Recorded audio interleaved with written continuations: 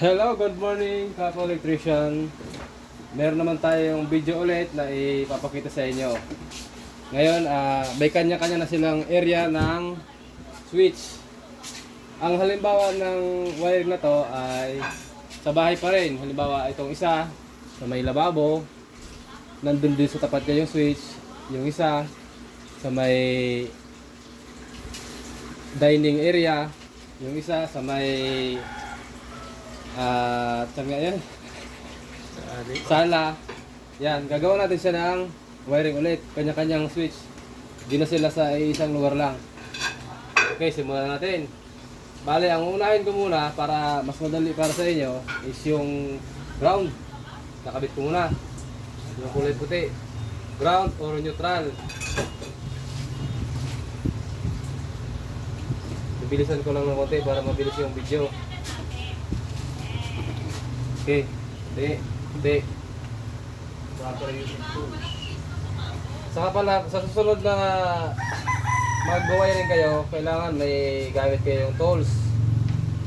Hindi yung basta-basta lang kayo gagawa. Gloves ako dyan. Yung proper using tools. Okay, yan, itatap mo lang yan para dire-diretso sa Slicing. power supply. Okay, naputol na naman guys. Kasi nakailang ulit na to ng mabagal na.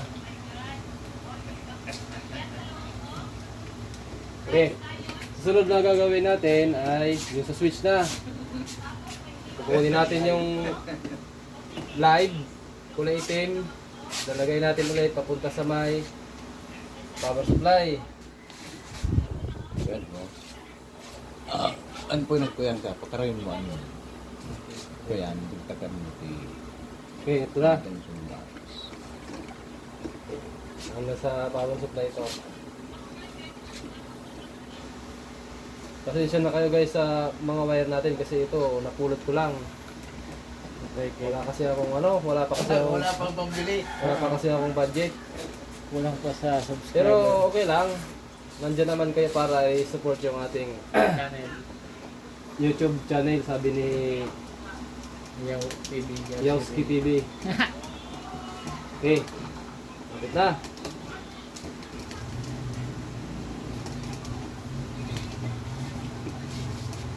Okay. Ngayon, ang natitirang wire ay yung nasa switch. Nag-isa, tapos ilaw. Ito pala, dito pala ilaw na.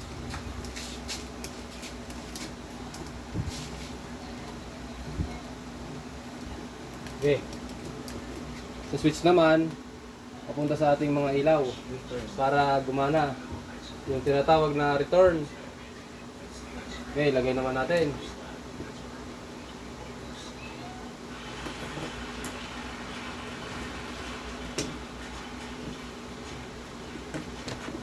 Isa.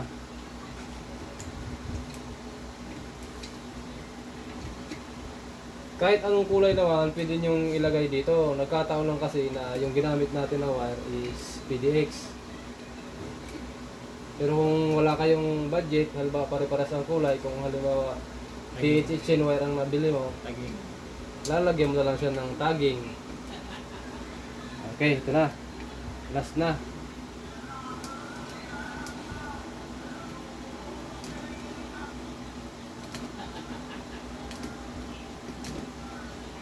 Okay, check kung may kung tama o mali.